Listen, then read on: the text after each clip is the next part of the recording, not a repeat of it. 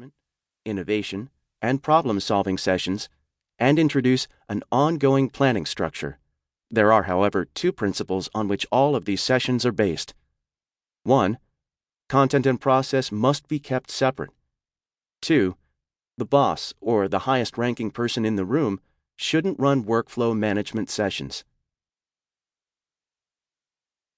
Separate content and process. While there's little doubt about the need to upgrade the quality of workplace collaboration, how to do so can be a challenge. I'm going to tell you how to get it done quickly and in a manner that's least disruptive to everyday workflow management. We'll begin with the core elements of all interpersonal communications: content and process. Content refers to what's being discussed, the subject or purpose for having a meeting in the first place. Process refers to virtually everything else. For instance, how loudly are people speaking? Who's talking the most? Who's apparently not listening? Who's not participating? How many are in the meeting? Who are they? How long is the meeting scheduled to run? How's the energy level in the room? Is there a spirit of openness and teamwork? Is the overall tone of the meeting positive? Is the boss present? Are things getting accomplished? Most collaboration problems occur in the area of process, not content. This happens because most managers focus on content and ignore process. While content and process are equally important, few managers understand the importance of separating them or possess the ability to do so. As already mentioned, conventional meetings are characterized by the ranking manager both running the session and participating in content discussions. This is the main reason meetings aren't as productive as they could be. You simply can't do a decent job of facilitating a meeting and participate in the content of the meeting at the same time. Facilitating a meeting is a full-time job. The workflow management sessions you'll learn about here provide the means to leverage the collective intellectual and creative potential of a group. The sessions are customized to meet different collaboration needs, and when conducted properly, yield outcomes that are dramatically superior to typical meeting results. All workflow management sessions have a facilitator who fulfills this role.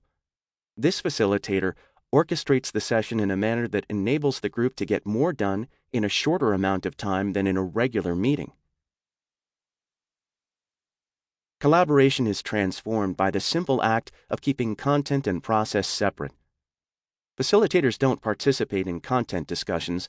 Their job is to handle process only, and to do so in a manner that motivates all participants to contribute to the maximum of their ability. At the beginning of every workflow management session, the facilitator needs to get 3 agreements from the group. 1. The facilitator accepts responsibility for meeting process. 2. The group accepts responsibility for meeting content. 3. Both the facilitator and the group commit to an outstanding workflow session outcome. Facilitators don't run workflow sessions without these agreements. This isn't as dramatic a statement as you might think. During the past 3 decades, I've run hundreds of workflow management sessions, and I've never had a group refuse to grant me control of and responsibility for a process. Nevertheless, agreement about this is a very important part of the workflow management process.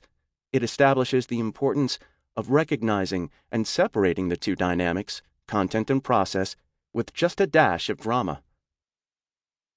With a new group, a facilitator can expect to be tested a few times on the promise to stay out of content, and as facilitators adjust to the process, they can expect to be tempted sometimes to give their opinions about particular content issues.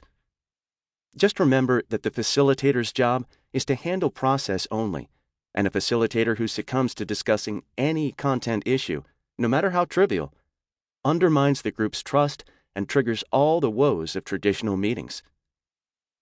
As the facilitator of a workflow session, you're responsible for coordinating a diversity of personalities and agendas.